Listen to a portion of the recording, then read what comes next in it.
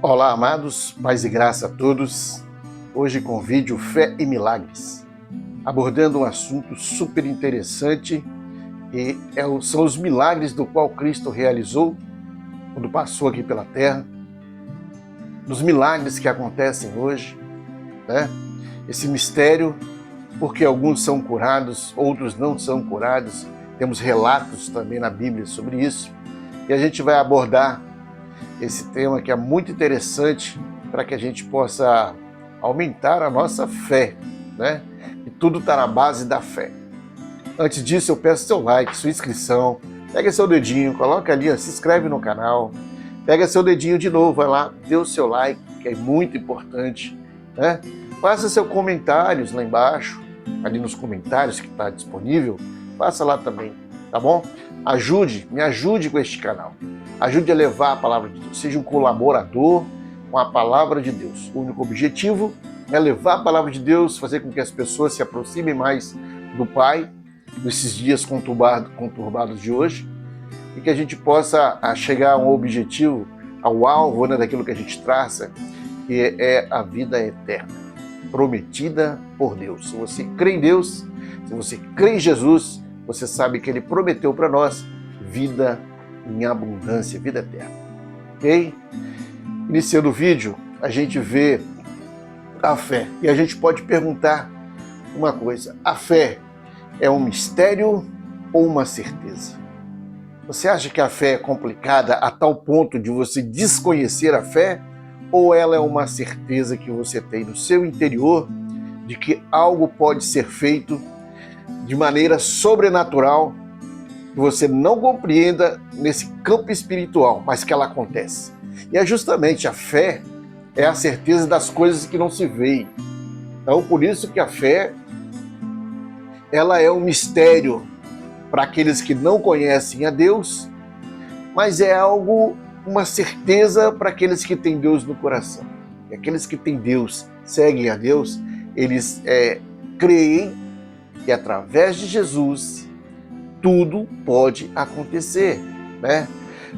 O possível é para nós e o impossível é para Deus. A palavra fé, ela vem da palavra grega pistia, né, que significa acreditar. Associando acreditar a isso, você coloca confiança, compromissos, envolvimento pessoal, harmonia, sintonia, consonância, né? A harmonia. Então, o que essa fé nos faz? Essa fé, ela só é criada em nós, ela só é alimentada por nós quando nós obedecemos a palavra de Deus. Então, essa fé, ela tem que ser regada, né? Plantada, regada, cuidada, para que ela possa se desenvolver como uma árvore. A fé desenvolve como uma árvore. Ela precisa ser... Como é que nós vamos regar?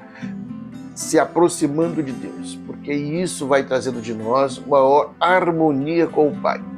Quanto maior a harmonia com o Pai, maior a nossa santidade. Quanto maior a santidade, que é maior a fé, né?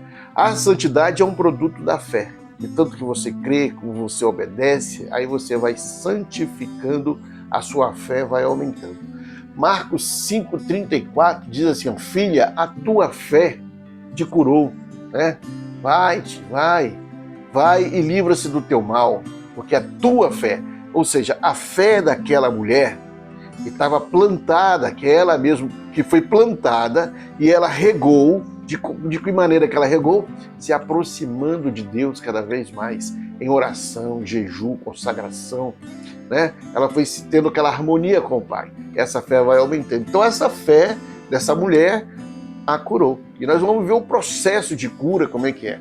João 14,1 disse: credes em Deus, credes também em mim.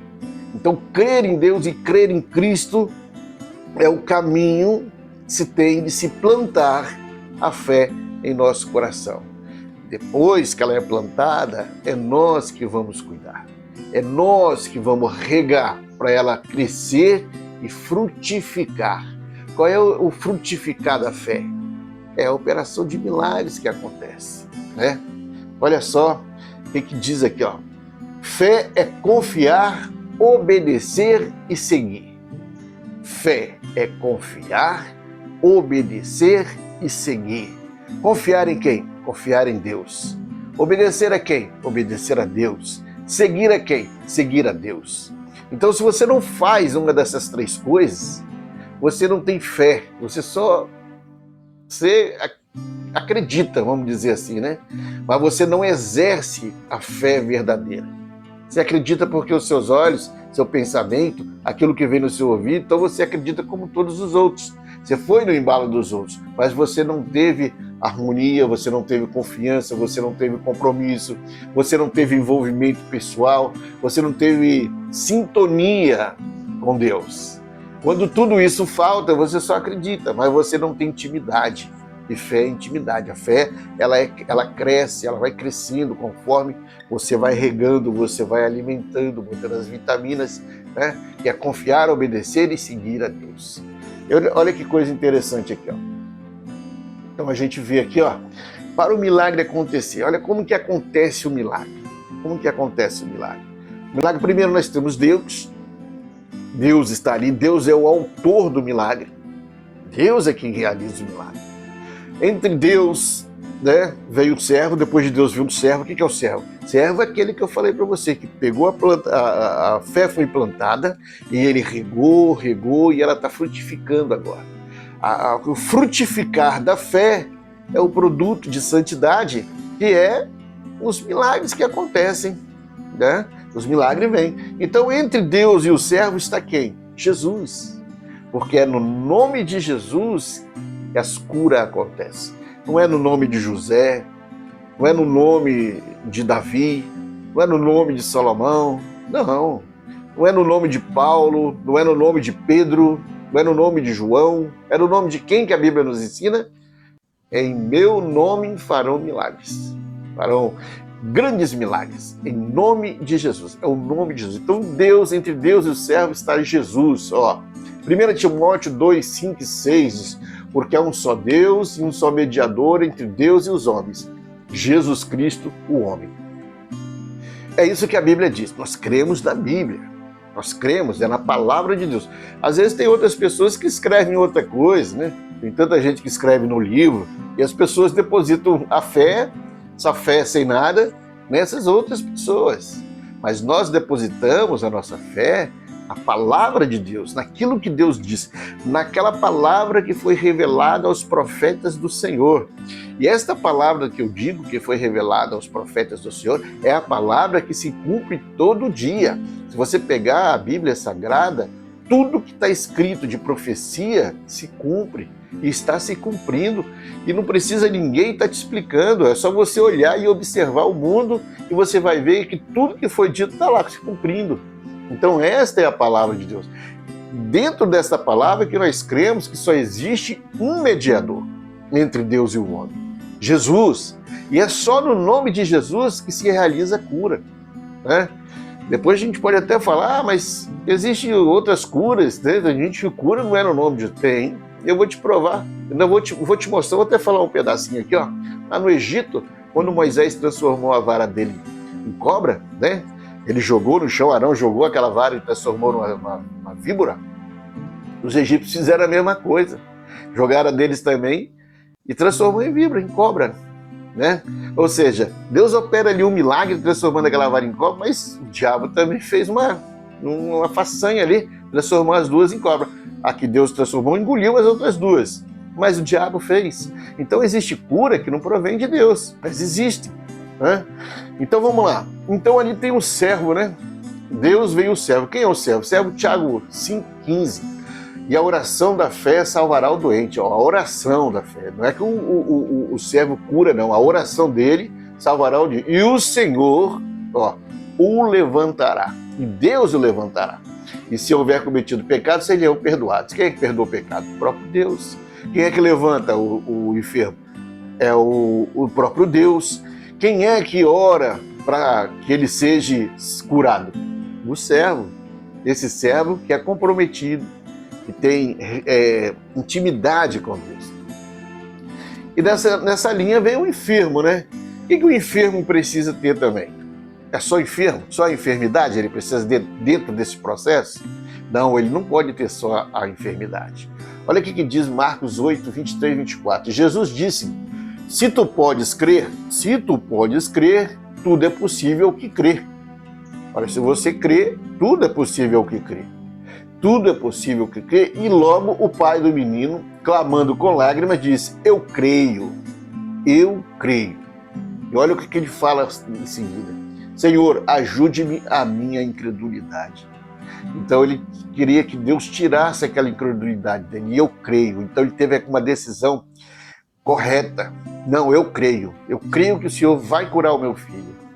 Aí pronto. Então você vê, dentro do processo, Deus, o servo fiel, intermediador, Cristo, e o enfermo reconhecendo seus erros e crendo em Deus. Aí o resultado de tudo isso só pode ser um milagre.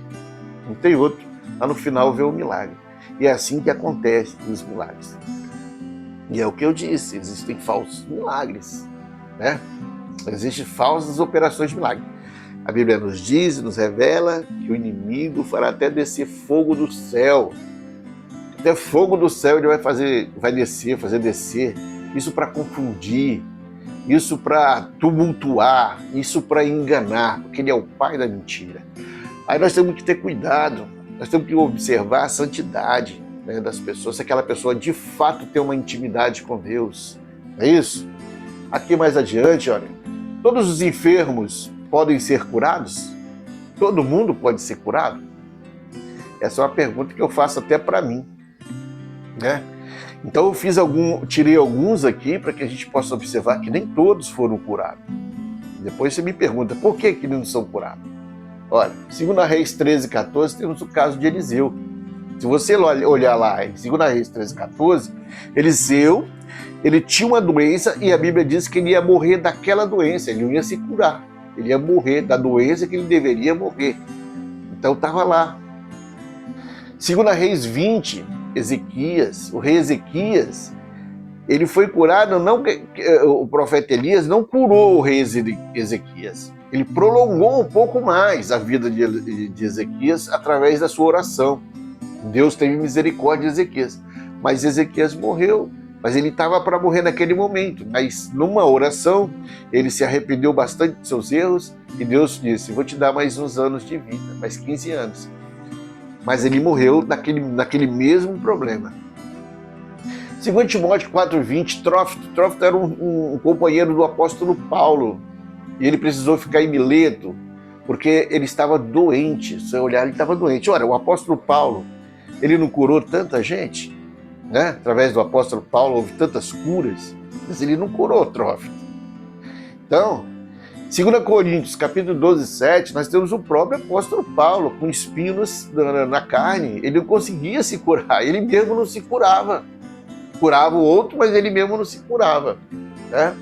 1 Timóteo 5:23, o próprio jovem Timóteo é recomendado pelo próprio Paulo para tomar um pouco de vinho, porque ele tinha várias enfermidades, a de estômago e outras enfermidades. Não era curado.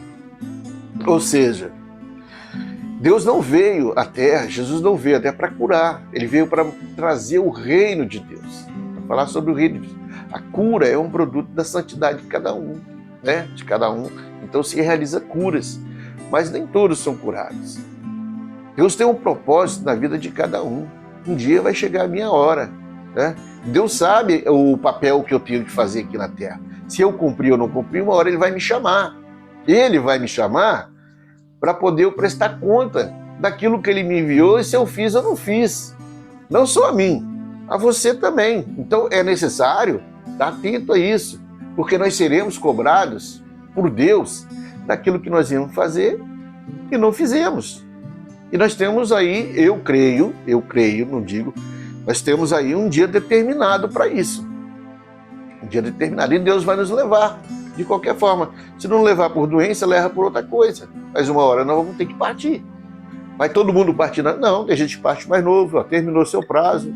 Não sei como que é o processo lá no céu. O dia que nós chegarmos lá, a gente pergunta a Deus: e aí, Deus, como é que era esse negócio? Por que uns morrem mais jovens, uns morrem mais velhos, outros morrem lá com bem mais velho ainda? Como que é esse processo? É um processo que nós desconhecemos. Não adianta eu ficar tentando explicar por que um morre novo, outro morre velho. Por que um é curado e outro não? Porque eu sei que nós temos um tempo determinado, do qual Deus uma hora vai nos chamar para prestar conta daquilo que nós viemos fazer aqui na terra. Nós não viemos passear na terra, nós viemos com o propósito dos céus. E Deus deixou missão para nós, ir por todo mundo, pregar o evangelho, é um deixado por Jesus. Então nós temos missão, eu tenho missão, você tem missão, aquele que peca, que vive o ladrão, hoje ele tem missão, ele saiu da missão dele e foi fazer outras coisas que ele quer fazer, o mal, a maldade, né? O bandido, mas todo mundo tem uma missão aqui na terra. Um dia seremos chamados para prestar conta, e isso fica por cada um, né? Agora, o maior milagre que Deus operou e opera na terra, né, chama-se conversão. Não é o cara curar de ser coxo, de ser cego, né, paralítico, o câncer, eu estou com câncer, Deus vai me curar. O maior milagre é a conversão, é o que eu disse. Uma hora nós vamos. Se não for pelo câncer, vai pelo infarto. Se não for pelo infarto, vai por outra causa. Uma hora nós vamos, né? Então isso não é importante de como iremos. O importante é saber como iremos, convertido ou não, reconhecendo que Deus é Deus, tendo intimidade com o Pai, e isso é o mais importante, porque depois dessa vida a promessa é vida eterna.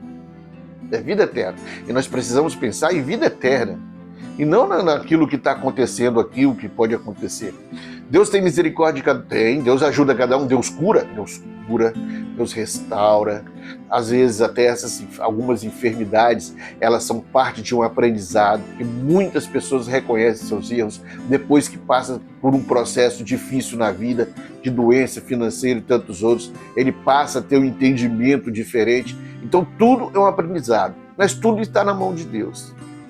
O importante é a cura, a conversão, é você se converter, é você dizer, preciso mudar minha vida, meu estilo de vida, né?